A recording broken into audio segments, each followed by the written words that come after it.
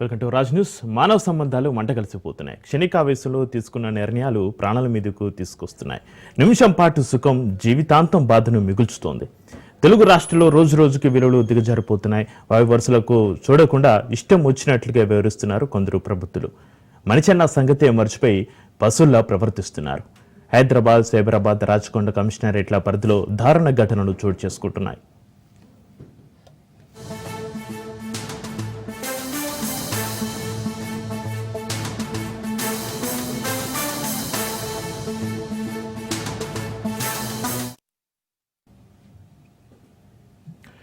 మేడ్చల్ జిల్లా బోడుపలో దారుణ ఘటన చోటు చేసుకుంది. భార్య స్వాతిని ముక్కలు ముక్కలుగా నరికి హత్య చేశాడు భర్త మహేందర్ రెడ్డి.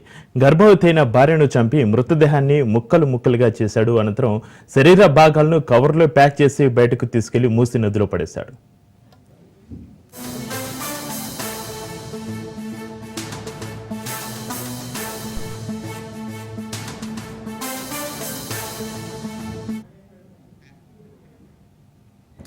ప్రస్తుతం భార్యాభర్తలిద్దరూ పనిచేయిందే ఇల్లు గడవని పరిస్థితి చాలా మందిది. హడావుడి బతుకుల్లో పిల్లలు ఏం చేస్తున్నారో పట్టించుకునే తీరిక, ఓపిక తల్లిదండ్రులకు ఉండట్లేదు. ఇంకొందరు అమ్మ నాన్నలేమో తమ పిల్లలకు స్మార్ట్ ఫోన్లు మొదలు అడిగిందల్లా కొనిచ్చి గారాబం చేస్తున్నారు. అలాంటి పిల్లలు ఆన్లైన్ గేములు, ఓటీటీలో హింసాత్మక చిత్రాలకు అలవాటు పడుతూ తీవ్ర మానసిక, శారీరక సమస్యలకు గురవుతున్నారు.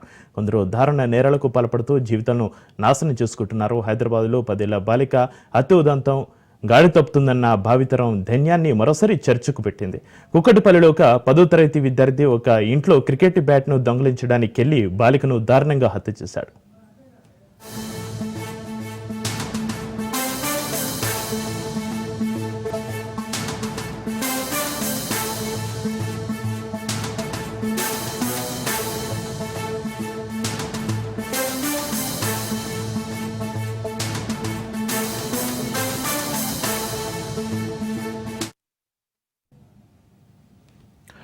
వెలుగులోకి వచ్చినవి కొన్ని, రానివి మరెన్నో ఉన్నాయి. అసూయ, స్వార్థాలతోనే నేరాలు, ఘోరాలు జరుగుతున్నాయి. రోజు రోజుకు మనుషులు పైశాచిక ప్రవర్తన పెరుగుతుంది. మహిళలు కూడా తామేమీ తీసిపోమన్నట్టుగా దాడులకు పాల్పడుతున్నారు. ప్రేమించలేదని కొందరు ప్రేమిస్తున్నారని మరికొందరు, ప్రేమ వివాహాల పేరుతో ఇంకొందరు, ఘర్షణలతో మరికొందరు, ఇలా అనేక కారణాలతో దారుణ హత్యలకు తెగబడుతున్నారు. రైట్, ఇక ఇదే అంశంపైన చర్చిద్దాం. మనతో పాటు మనకు అందుబాటులో ఉన్నారు డాక్టర్ విశేష్ గారు, సైకాలజిస్ట్. సార్ నమస్కారం అండి. సార్, మానవ సంబంధాలు మంటగలిసిపోతున్నాయి. క్షణికావేశంలో తీసుకుంటున్న నిర్ణయాలు ప్రాణాల మీదకి తీసుకొస్తున్న సంఘటనలు రోజు మనం వింటున్నాం, చూస్తూ ఉన్నాం. అయితే ఇటీవల కాలంలో ఒక మైనర్ బాలికని ఒక మైనర్ బాలుడు అత్యంత దారుణంగా కత్తితో పొడిచి చంపిన ఘటనలైతే మనం చూసాం. ఎందుకు వారిపైన, మైనర్ల పైన ఏం ప్రభావం పడుతుంది? ఎందుకు మైనర్లు కూడా ఇలాంటి క్రైమ్కి పాల్పడుతున్నారంటారు? సో మైనర్లైనా, మేజర్లైనా, ఎవరైనా కానివ్వండి, పుట్టుకతో అయితే నేరస్తులైతే కాదండి. సో వాళ్ళు పుట్టిపోయిన వాతావరణం వాళ్ళు నేరస్తులుగా మారుస్తుంది. ఇప్పుడు పిల్లలు చిన్నప్పటి నుంచి ఏం చూస్తున్నారు, ఏం వింటున్నారు, ఎలాంటి మాటలు, లేకపోతే ఎలాంటి సినిమాలు, ఎలాంటి బుక్స్ చదువుతున్నారు, ఇటువంటివన్నీ కూడా వాళ్ళ మైండ్ ని సెట్ చేస్తాయి. ఓకే, సో ఈ రోజు మనం పిల్లలకి ఒకప్పుడు బొమ్మరిల్లు, బాలమిత్ర, చందమామ ఇటువంటి కథలు, వాటి ద్వారా నీతి బోధించే కథలు వాళ్ళు చదువుకునేవాళ్ళు. పిల్లలు పుస్తకాలు చదువుకునేవాళ్ళు. ఇప్పుడు కూడా షిన్చాన్, ఈ బెంటన్ ఇటువంటివేవో సూపర్ హీరోస్ యొక్క వీడియోస్ కూడా కొంచెం పిల్లలు చూస్తూ ఉంటారు.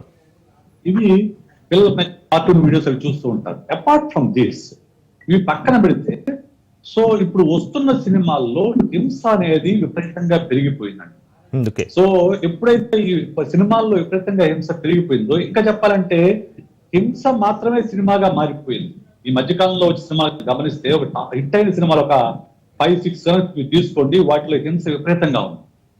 సో ఏమవుతుందంటే, ఇటువంటి సినిమాల్ని చిన్నప్పటి నుంచి చూస్తూ పెరిగిన పిల్లల మనసుల్లో కూడా ఇది కరెక్టే అనిపిస్తుంది. ఎందుకు వాడు హీరో, ఆ హింస చేస్తుంది హీరో, విలన్ కాదు. విలన్ అయితే అతని మీద కోపం ఉంటుంది, తప్పు చేయకూడదనే భావన ఉంటుంది. హీరో అలాగా 10 మందిని, 50 మందిని, 100 మందిని చంపడం అనేది ఒక హీరోయిజం గా చూపిస్తున్నప్పుడు, సో అది ఆటోమేటిక్ గా పిల్లలు రోల్ మోడల్ గా తీసుకొని మనం అలా చేయడం తప్పేం కాదు అనే ఒక భావనలోకి వెళ్ళిపోతారు. దాని వల్ల వాళ్ళల్లో కొంచెం హింసాత్మకమైన ప్రవృత్తి పెరిగే అవకాశం ఉంది. So not only movies, web series, web series చూసారంటే మీరు బ్లడ్ షెడ్ అనేది భయంకరంగా అసలు ప్రతి ఫ్రేమ్ లో బ్లడ్ కనపడే వెబ్ సిరీస్ మనం ఓటీటీ చూపిస్తున్నాం. బూతులు ఓటీటీలో బూతులు, విపరీతమైన బూతులు, విపరీతమైన హింస, చంపుకోటాలు, లేకుంటే ఎఫ్ఐఆర్స్, వీటిని ప్రధానంగా తీసుకొని ఓటీటీ సిరీస్ రెడీ అవుతున్నప్పుడు వాటిని ఎవరు ఆపలేరు. సమస్య ఏంటంటే ఇప్పుడు సినిమాలకైతే సెన్సార్ ఉంటుంది కానీ ఓటీటీలకి, యూట్యూబ్లకి ఎలాంటి సెన్సార్ లేకపోవడం వల్ల అవి అందరికీ అందుబాటులో ఉంటాయి, పిల్లలకు కూడా అందుబాటులోకి వచ్చాయి. సో పిల్లలు ఒక చిన్నప్పుడు కంట్రోల్ చేసినా కానీ మీరు 12-13 years తర్వాత వాళ్ళని మీరు కంట్రోల్ చేయలేరు. మీరు వద్దన్న కొద్దీ వాళ్ళు ఏదో రకంగా ఆ సిరీస్ వాళ్ళు చూస్తారు.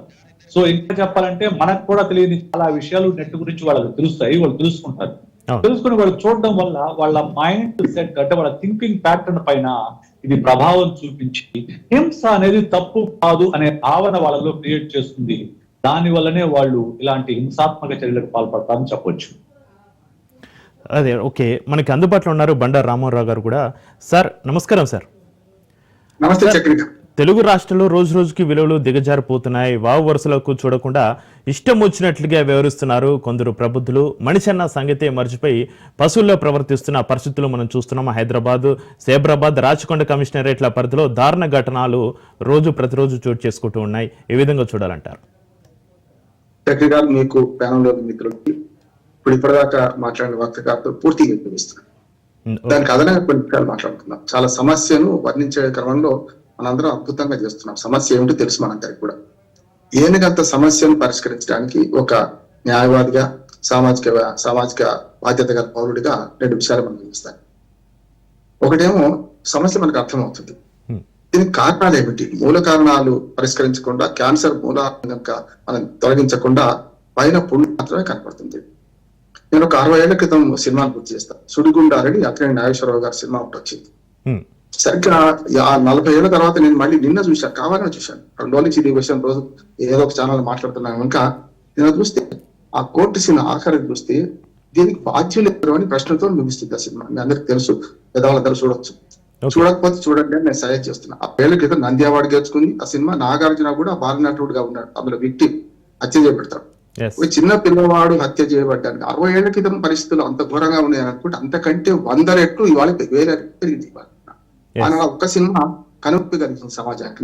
నేను సజెస్ట్ చేస్తున్నాను మళ్ళీ ఈ సినిమాని మనం రిలీజ్ చేయాలంటున్నాను. ఇంతకుముందు సుడిగుండాలు అక్కినేని నాగేశ్వరరావు గారి 60 ఏళ్ళలో వచ్చిందండి, 1967-68.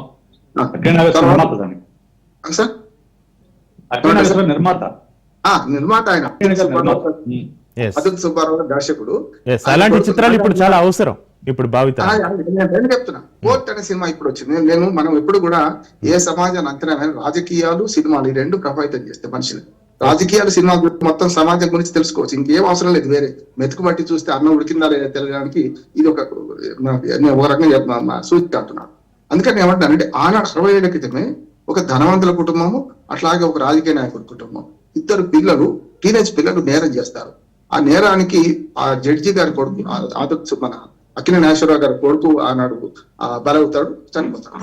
ఆయనే దీనికి బాధ్యులు ఎవరు? కేవలం టూల్స్ అంటే పనిముట్లను మాత్రమే సృష్టిస్తున్నామా, అసలు సమాజంలో ఏమున్నది అని దాన్ని చర్చిస్తాను.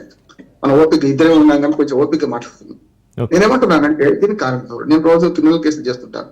చాలా వరకు ఇటువంటి కేసుల్లో మనకు మానవీయ కోణం పూర్తిగా సెన్సిటివిటీ పోయింది. ఎంతమంది వచ్చినట్టు 20 మంది, 20 అయినా అంటున్నాను. కానీ ఇంతకుముందు సినిమాల గురించి అద్భుతంగా చెప్పారు. దాంతో పాటు దీనికి విరుగుడు కొందరు సామాజికవేత్తలు సెల్ ఫోన్ వాడినివ్వద్దు, సెల్ ఫోన్ దుర్మార్గము, మొత్తం ఏమంతా నిషేధించాలి సినిమాలు. ఇది కావచ్చు, పరిష్కారం ఒక్కటి లేదు. కత్తితో కూరగాయలు పోయొచ్చు, మినగాయలు పోయొచ్చు. తప్పు కత్తిది కాదు కదా, కోసేవాడిది తప్పు. నేనేమంటున్నానంటే కత్తి తప్పు కాదు, కోసేవాడిది తప్పు నిరూపించాలమ్మా ఒకటి. రెండోది వీటిలో మంచి కూడా ఉంది కదా చక్రి. ఇప్పుడు నేను 6 ఏళ్ళ నుంచి కరోనా కష్టకాలం తర్వాత, అంతకుముందు జూమ్ మీటింగ్ ఇంత విస్తృతంగా మాట్లాడకపోయేవాళ్ళని ఒక టీవీ ఛానల్ పోయేస్తే ఓ రోజంతా పోయేది. కానీ వాళ్ళ కరోనా కష్టం, కరోనా సంక్షోభము ఒక మంచి పరిష్కారం దారితీసింది కదా. వాళ్ళు వెబినార్లలో అద్భుతంగా ఎక్కడికంటే ప్రపంచంలో ఎక్కడో మాట్లాడగలుగుతున్నాం. ఇది మంచిదా కాదా? ఈ సెల్ ఫోన్ లో గతంలో ఒక పుస్తకం చదవాలంటే ఒక రోజంతా పట్టేది. ఇవాళ 10 నిమిషాల్లో ఒక సబ్జెక్ట్ గురించి 10 నిమిషాల్లో మన సెల్ ఫోన్ లో, మన అరచేతిలో స్వర్గం ఉంది, అరచేతిలో నరకం, 2 ఉన్నాయి. ఈ అరచేతిలోనే 2 ఉన్నాయి. ఈ అరచేతిలో స్వర్గాన్ని తీసుకుందామా, నరకాన్ని తీసుకుందామా, 2. నేను ఈ మధ్య నేను యాజ్ అడ్వకేట్ ప్రాక్టీస్ చేస్తూనే స్కూళ్ళకి వెళ్తుంటాను. ఎప్పుడు ఏ ఊళ్ళకి పోయినా ఒక స్కూల్, ఒక అంగన్వాడీ, ఒక ఆరోగ్య కేంద్రం సందర్శిస్తే ఆ ఊరు సంగతి తెలుస్తుంది. ఊరుబడి తీరు ఎట్లా ఉన్నదో ఏలుబడి కూడా అట్లా ఉన్నట్టు లెక్క. ఊరుబడి మంచి కూడా ఏలుబడి మంచిగా ఉన్నట్టు లెక్క. కనుక నేనేమంటున్నానంటే Lions twist and Lions club international లో నేను బాధ్యత కనుక మేము ఒక ట్రైనింగ్ ఇస్తుంటాం. లయన్స్ ట్విస్ట్ అని హెల్త్ సెన్స్ ఏదైతే శారీరక మార్పులు దాని 13 to 19 టీనేజ్ లో అడల్సెన్స్ ఎట్లా ఉంటది, దీన్ని అడ్రస్ చేయకుండా ఈ నేరాలను మొత్తం అడ్రస్ చేయలేమంటున్నాను నేను. ఈ నేరాలను అడ్రస్ చేయాలంటే మొట్టమొదటి అడల్సెన్స్ ని అడ్రస్ చేయాలి. మనందరికి అనుభవం ఉంది. చక్రి మీకు, నాకు, మా మిత్రులు వారికి కూడా అనుభవం లేదు. నేనేమంటున్నానంటే ఈ అనుభవంతో మనం ఏం చేస్తాం, గతంలో మోకాడి చిప్పలు పగిలినాయి కనుక మనం ఎక్కడ అనుభవం వ్యవహరించాలో నాకు తెలుసు. కానీ అమాయక పిల్లలు, ముక్కుపచ్చరాని పిల్లలకు ఇంత ప్రలోభాలు మొత్తం నాకు కనపడుతుంటే ఆ ప్రలోభాలను దాటి వాళ్ళు ఎట్లా పోతారు? నిందితులు వాళ్ళు కావచ్చు, కానీ మన సమాజం అంతా నిందితులే ఉంటున్నారు. నేను, మీరు అందరం బాధ్యులే ఉంటున్నాం. ఓ డాక్టరు, ఓ అడ్వకేటు, ఒక జర్నలిస్టు, ఒక రాజకీయ అందరూ బాధ్యులే ఉంటున్నారు. అయితే ఇక్కడ వాళ్ళు వెనకేసుకోవడం కాదు. కొందరు ఏమంటున్నారు, యాసిడ్ పోసిన వాడిని చంపేయాలి, ఎన్కౌంటర్ చేసేయాలి. ఇప్పుడు పిల్లవాడి మీద చాలా అవాకులు జవాకులు పెడుతున్నారు. ఆ పిల్లవాడి ఆర్థిక స్థితి ఏంది, మానసిక స్థితి ఏంది, వాళ్ళ కుటుంబం ఏంది? దానికి కారణం ఏంటంటే ఉమ్మడి కుటుంబాలు చిత్రం అయిపోయింది. నెంబర్ 1. ఉమ్మడి కుటుంబాలు చిత్రం అయిపోయే క్రమంలో ఏంటంటే న్యూక్లియర్ ఫ్యామిలీస్ వచ్చినాయి. గతంలో మనకు తాత, నానమ్మ, తాత, అమ్మమ్మ కదా, అట్లాగే భార్య భర్తలు, 2 పిల్లలు ఇట్లా ఉంటే తాత నానమ్మ దగ్గర పిల్లలు పడుకున్నప్పుడు చందమామ కథలు చెప్పేది కదా. మనం రామాయణం చూస్తున్నాం. రామాయణంలో రాముడికి అద్దంలో చంద్రుడు చూపిస్తే చంద్రుడు దగ్గర తీసుకొచ్చినట్టు కొండ అద్దం నువ్వు కొంచెమై ఉండదా విషదాభిరామ ఇరగవేవాడు. అట్లానే కృష్ణుడికి కూడా రాముడి కథ చెప్పింది మన యశోద. కృష్ణుడిని ఒళ్ళో బండ పెట్టుకుని రాముడు ఎటువంటి గొప్పవాడని చెప్పింది. అది ఒక ఎపిసోడ్ కనపడుతుంది భాగవతం. అందుకని నేను ఏమంటున్నానంటే గతంలోని ఈ ఉమ్మడి కుటుంబ వ్యవస్థ పోయి న్యూక్లియర్ వచ్చిన తర్వాత భార్య భర్తలు పనికి వెళ్ళిపోతారు, 2 పిల్లలు స్కూల్కి వెళ్ళిపోతారు, పిల్లలు స్కూల్కి వెళ్ళిపోతారు. వాళ్ళకు ఐసోలేట్ అయింది ప్రపంచం అంతా. మొత్తము ఒక మాట చెప్తాను, మాతృదేవోభవ, పితృదేవోభవ, ఆచార్య దేవోభవ, అతిథి దేవోభవ అన్నారు. ఈ 4లో వచ్చినాయి మనం. మాతృదేవోభవ అంటే మొట్టమొదటి గురువు తల్లి. తల్లి అకమించి చేయలేదు. ఒక క్లాస్కి వచ్చిన తర్వాత తల్లి మొత్తం పాఠాలు చెప్పలేదు. తండ్రి కూడా ఒక దిశకు వచ్చిన తర్వాత తండ్రి తన పనిలో పోయినాడు. 3వది ఏంది, ఆచార్య దేవోభావం. ఇలా స్కూల్ ఎట్లా ఉన్నాయి, మార్కులు, ర్యాంకులు, సమస్యలు. ఇంకోటి ఏంటి, వాడికి ఇంకో ప్రపంచం ఎప్పుడు చేస్తున్నాయి. పిల్లలు ఇంట్లో ఉండేది ఎంత సమయం గమనిద్దాం మనం. పిల్లలు ఇంట్లో ఉండి ఎంత సమయం 7:30కి వెళ్ళిపోతారు. ఒక్కసారి 7 గంటలకి బస్సులు వచ్చేస్తాయి, వెళ్ళిపోతే సాయంత్రం 6 గంటలకి ఇంటికి వస్తారు. రాత్రి ట్యూషన్ అంటారు, పోయి హోంవర్క్ అంటారు. 10 అయితే నిద్రపోతారు అలసిపోయి.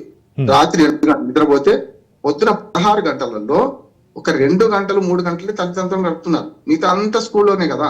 స్కూల్లో గుడ్డు విడిచిపెడితే ఈ స్కూల్ కూలిపోవాలని, ఈ టీచర్ చచ్చిపోవాలని నేను స్పష్టంగా చెప్తున్నాను. ఇవన్నీ జరుగుతున్నాయి. వాళ్ళు టీచర్ చచ్చిపోవాలి, టీచర్ చంపడానికి మేము కుట్రబడినామని కొందరు పిల్లలు వెల్లడించారు. టీచర్ చచ్చిపోవాలి ఈ రకంగా కోరుకుంటున్నారు. విశేష్ గారు కూడా ఇంతకుముందు అదే చెప్పారు, ఓటీటీల ప్రభావం పిల్లల మీద బాగుపడుతుందని విశేష్ గారు, డాక్టర్ విశేష్ గారు సైకిల్ చేసి వారు చెప్తున్నారు. డాక్టర్ విశేష్ గారు సార్ నమస్కారం సార్. నేను కొంచెం ఆలస్యంగా వచ్చిన, వేరే టీవీలో మాట్లాడి సార్. ఇక్కడ ఏమవుతుందంటే మనకు ఈ వెబ్ సిరీస్ ఇవన్నీ కరెక్టే కాదంటలేదు నేను. దీన్ని నిరోధం చేసే అవకాశం మన చేతుల్లో ఉంది కదా అంటున్నాను.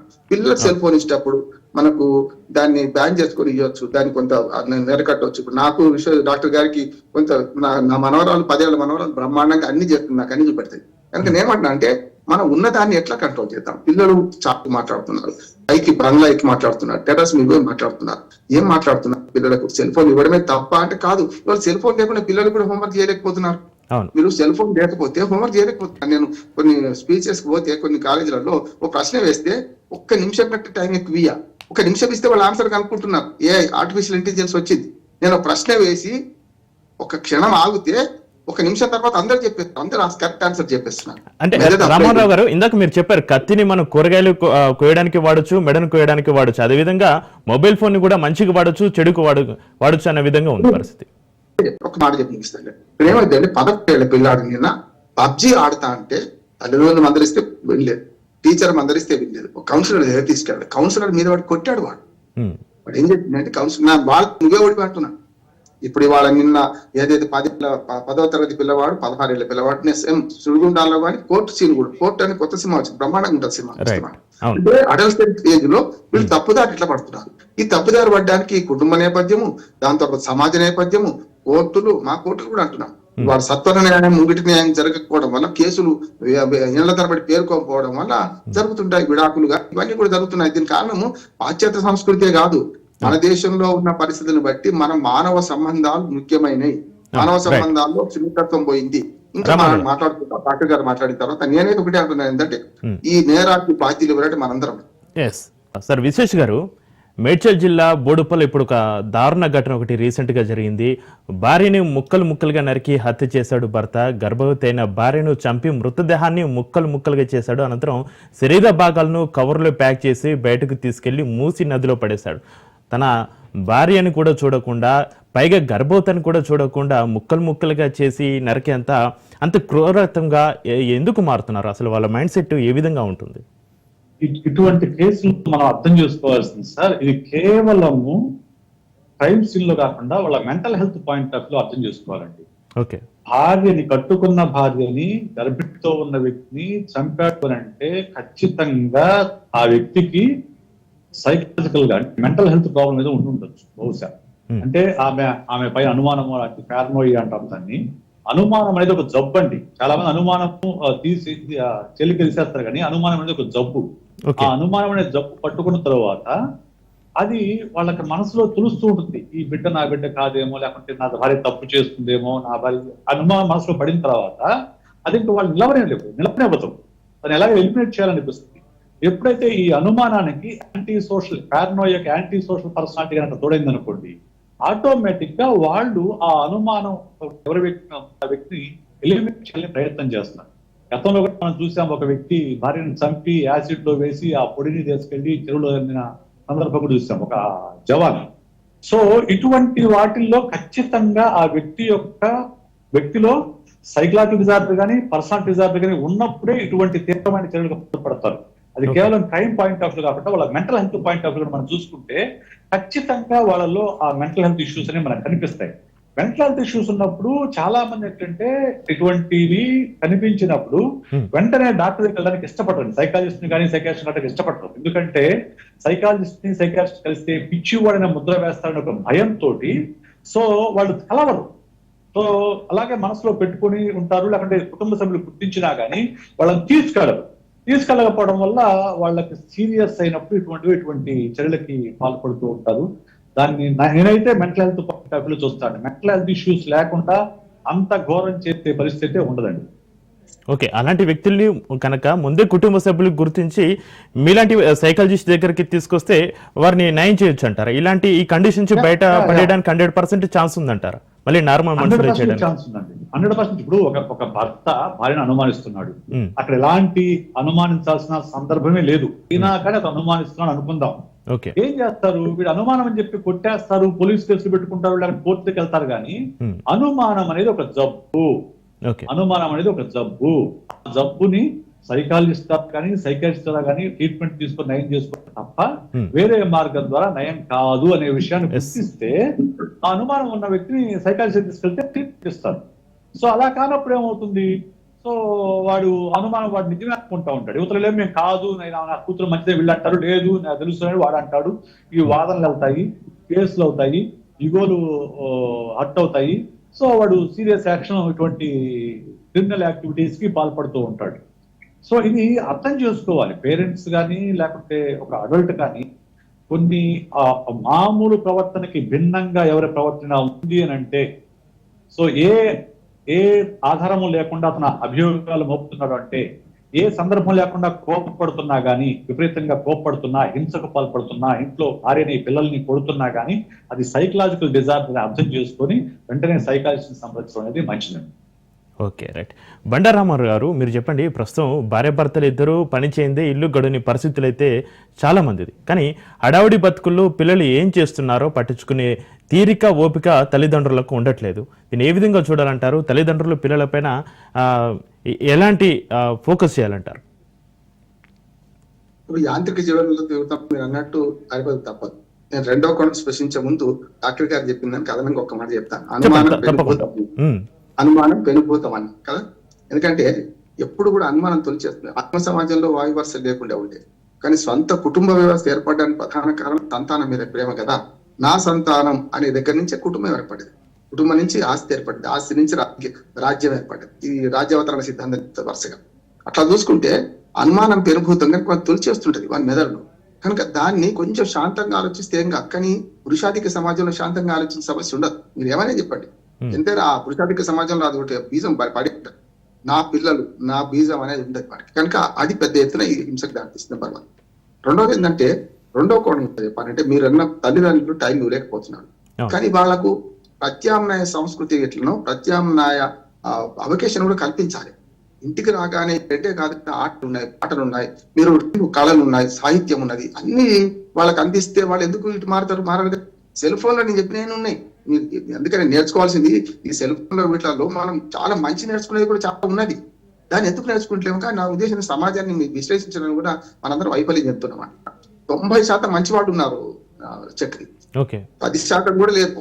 గట్టిగా మాట్లాడితే 1-2% చెడ్డవాడు. ఈ చెడు ప్రేరేపితం అవుతుంది. ఎప్పుడు కూడా హీరో గెలుస్తుంటే చప్పట్లు కొట్టే మన ఒకసారి హీరో ఓడిపోతుంటే అయ్యో అంటాం.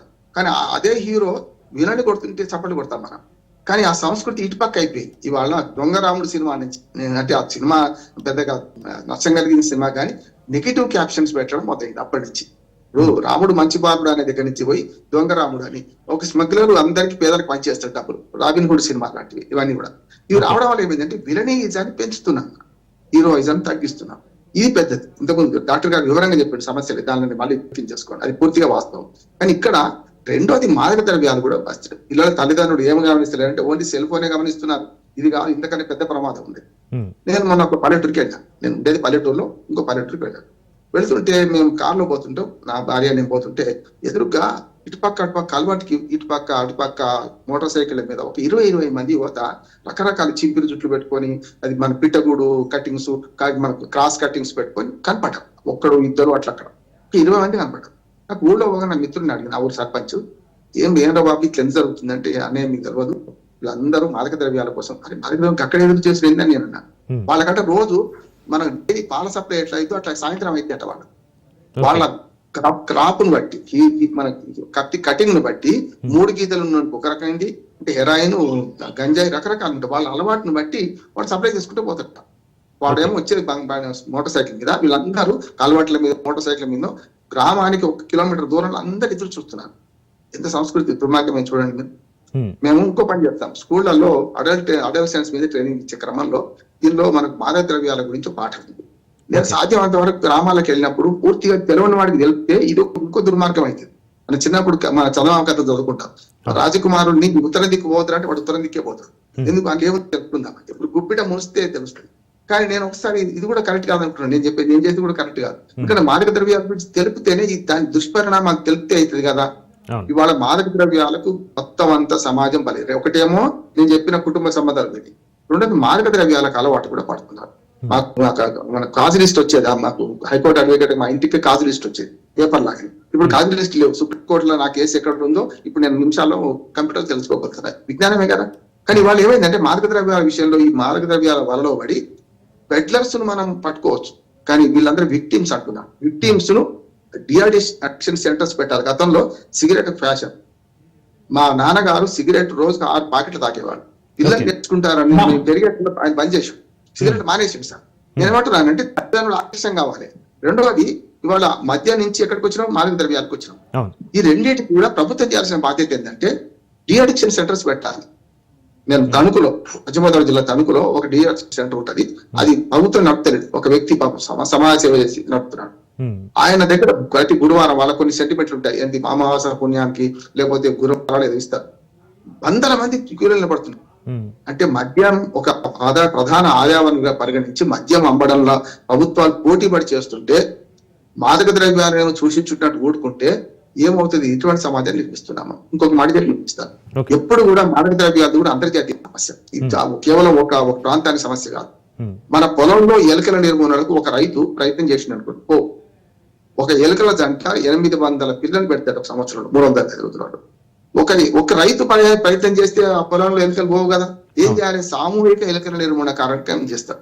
అట్లాగే ఇక్కడ కూడా ఏం చేయాలంటే సామూహికంగా మన గ్రామం నుంచి దేశం వరకు, ప్రపంచం వరకు ప్రయత్నం చేయాలి. మాదక ద్రవ్యానికి సమస్య ఇప్పుడు చాలా పెద్ద సమస్య మాదక ద్రవ్యం. 2 మూడోది ఏంటంటే పిల్లల మనస్తత్వాన్ని, వాళ్ళ ఆవేశాన్ని, యువత ఇప్పుడు ఆవేశం ఉంటుంది. అవును. వాళ్ళ అనుభవ రాహిత్యాన్ని సొమ్ము చేసుకునే వాళ్ళు ఎప్పుడు ఉంటారు. వీళ్ళని గైడ్ చేసేది ఉంటుంది చూసినా, దాన్ని మనం అరికట్టాల్సిన అవసరం ఉంటుంది. ఎందుకంటే జూనియర్ కోర్టులలో వీళ్ళందరూ ఇప్పుడు నేను మొన్న సందర్శించాను, హైదరాబాద్ లో యూసుఫ్గూడలో ఉంది. ఇవాళ ఈనాడులో అద్భుతమైన ఆర్టికల్ వచ్చింది ఒకటి. దానిలో స్పష్టంగా వాళ్ళ కౌన్సిలర్స్ ఎందుకు లేరు? కౌన్సిలర్స్ అక్కడ కాదు, ఏ జూనియర్ కోర్టు నిందితులు కాదు, ప్రతి స్కూల్లో కౌన్సిలర్స్ ఎందుకు లేదు? ఇద్దరు పిల్లలు కొట్లాడుకుంటుంటే, గతంలో మనకు లయోలా కాలేజీ విజయవాడ కులగా జూనియర్ దగ్గరనేమో కులాలు ఎప్పుడు తెలుస్తుంటాయి, కులాలు మన మనుషులకు కాలేజీకి వచ్చినాక తెలుస్తాయి. అప్పటిదాకా కల్లా కప్పడం ఎరగని పిల్లడు. కానీ ఎప్పుడైతే మీకు ఈ ఇద్దరు వ్యక్తులు, ఇద్దరు స్టూడెంట్స్ ఘర్షణ పడుతున్నారంటే వాళ్ళని గమనించాల్సిన బాధ్యత ప్రిన్సిపాల్ది, టీచర్లది అంటున్నాను. గమనిస్తున్నామా? వాడు బయటకు వచ్చి చంపేసుకుంటున్నారు. సమస్య అదే కదా. స్కూల్లో కొట్లాట కాస్త చంపడం దాకా పోతుంది. అన్నిటికీ ఏంటంటే కారణం సామాజికంగా నేను చెప్పిన అన్ని పరిస్థితులు, మాదక ద్రవ్యాలు కూడా కారణం అవుతున్నాయి. మాదక ద్రవ్యాలు లేని బతకలేని పరిస్థితి వాళ్ళు వచ్చింది. చాలా మంది యువతకు పిల్లలు కూడా అంటున్నారు.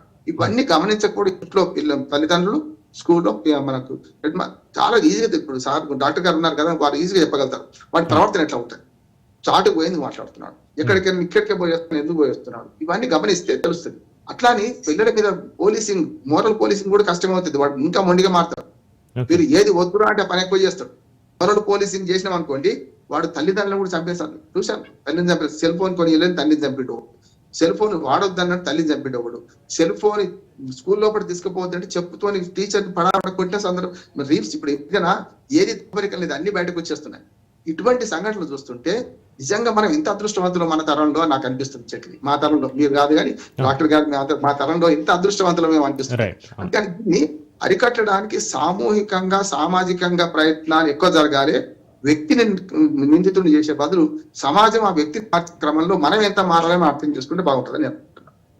Right, thank you Bandaru Ramarao గారు, థ్యాంక్ యూ విశ్వేష్ గారు. ఇది వాళ్ళ స్పెషల్ డిబేట్. చూస్తూనే ఉండండి రాజ్ న్యూస్.